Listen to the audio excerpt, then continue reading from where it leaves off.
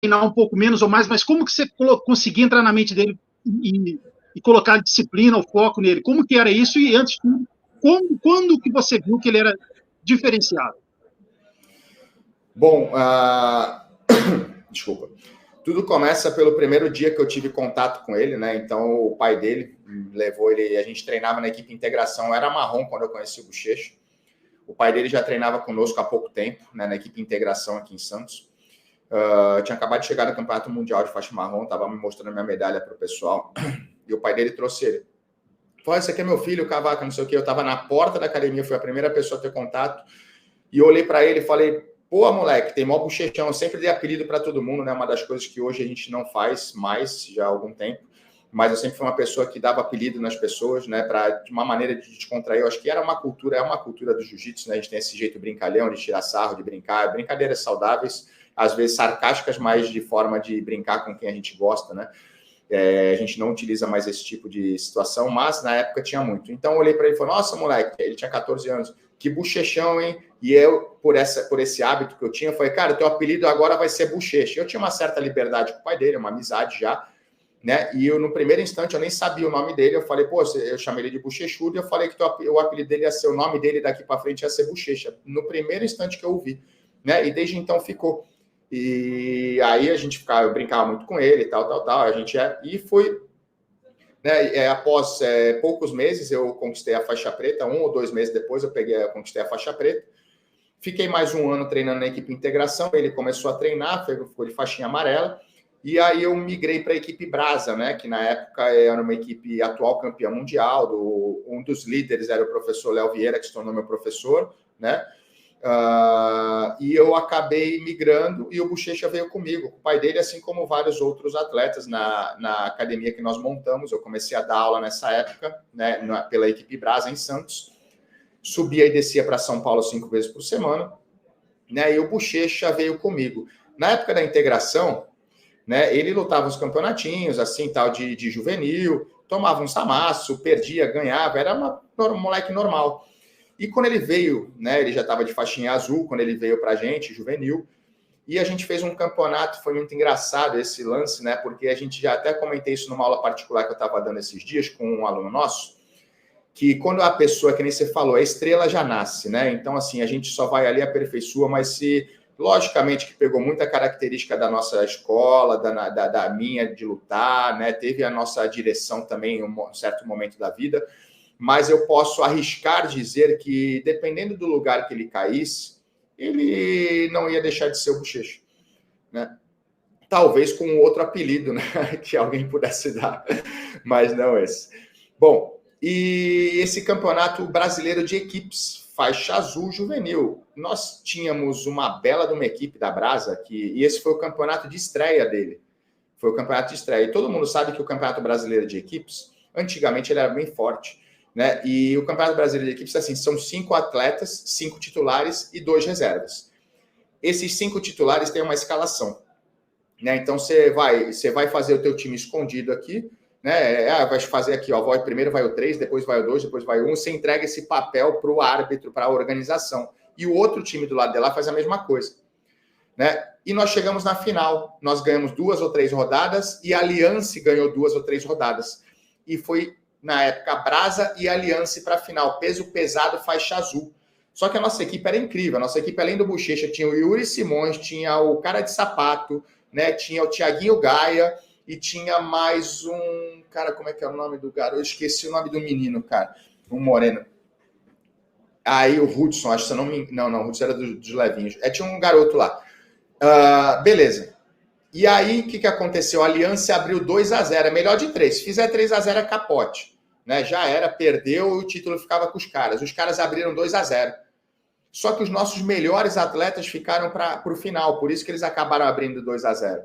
E aí, quem sobrou? Aí fomos lá, ficamos 2-1, fizemos 2-2, e para quem adivinha para quem sobrou a final? Sobrou para decidir o título, primeira luta, primeiro campeonato dele, né? De faixa azul, juvenil, foi lá e pum, meteu 3-2, espancou a final, e aí todo mundo, caramba, quem é esse moleque? Quem é esse moleque? Quem é esse moleque? Porque assim, ele não lutou, ele espancou o cara, né? E chamou atenção, né? O próprio Leozinho, o Léo Vieira, não conhecia direito. E aí, dia a dia na academia, a gente já via que ele era diferente.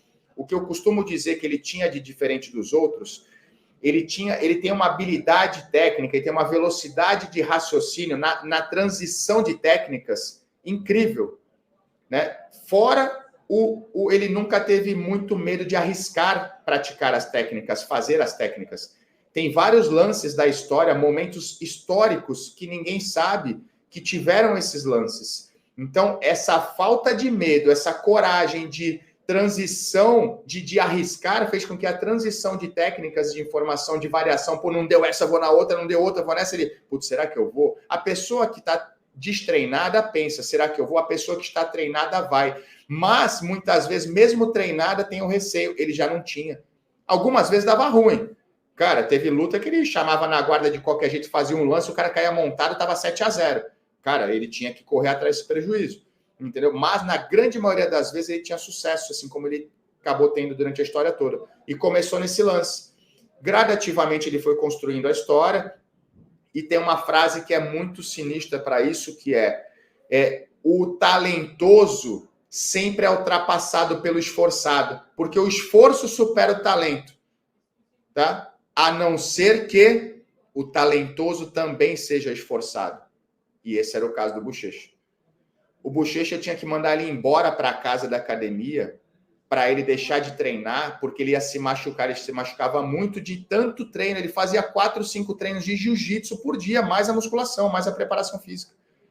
Eu tinha que proibir, eu não tinha que... Tem gente que a maioria das pessoas, a gente tem que obrigar a treinar, tem que forçar, tem que puxar, tem que, cara, falar, pô, você tem que ir, senão você não vai, você tem que fazer a pessoa passar, e depende muito da energia que o treinador vai colocar. O Bochecha era ao contrário, eu proibia ele de treinar. Então, assim, já tinha algo especial, né, que era devido à sua habilidade, à sua linha de raciocínio, à sua coragem, mas aí ele também nasceu com esforço, ele sempre foi uma pessoa esforçada.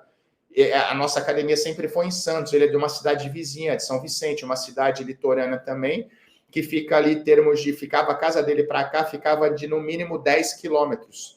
Ele vinha de bicicleta todos os dias pela manhã, pedalava 10 quilômetros, fazia chuva, fazia sol, o pneu sempre da bicicleta furava, né?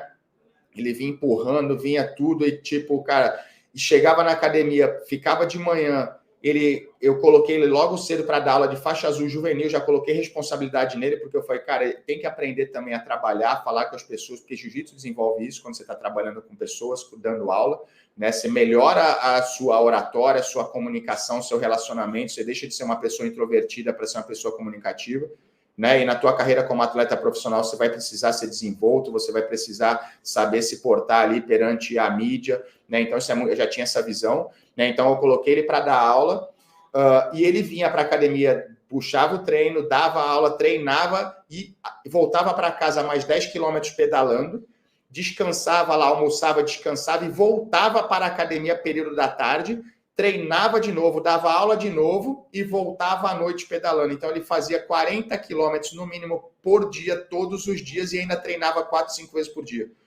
Entendeu? Então, assim, não tinha como não dar certo. Qualquer ser humano que fizesse o que ele fazia ia ser campeão mundial.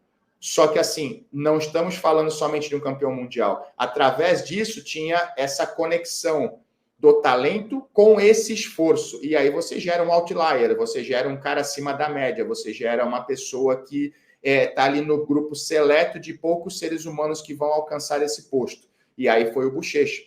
Eu não imaginava que fosse sair o Bochecha, se tornar o Bochecha, mas eu sabia que tinha algo muito especial na minha mão ali. Eu sabia que tinha uma pessoa com essas características, um talento que era evidente perante ao que ele fazia dia a dia e um esforço que era perceptível e admirável por aquelas pessoas que estavam ao redor.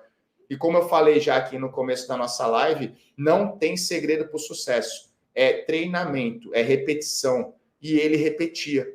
Né? E ele repetia muito, eu tinha que proibir ele de repetir. Então, assim, os resultados iriam acontecer. Né? As pessoas que quiserem conquistar, é só repetir. Só que, obviamente, que não é todo mundo que tem essa oportunidade, não é todo mundo que tem o tempo, a condição, a disponibilidade de pressão da vida para poder se direcionar aquilo que realmente gostaria de ter. né? E ele teve todo esse conjunto de fatores a seu favor e ele não deixou a chance passar, ele não perdeu a oportunidade, ele realmente fez por merecer estar onde ele está, né? E, cara, tem muita lenha para queimar ainda.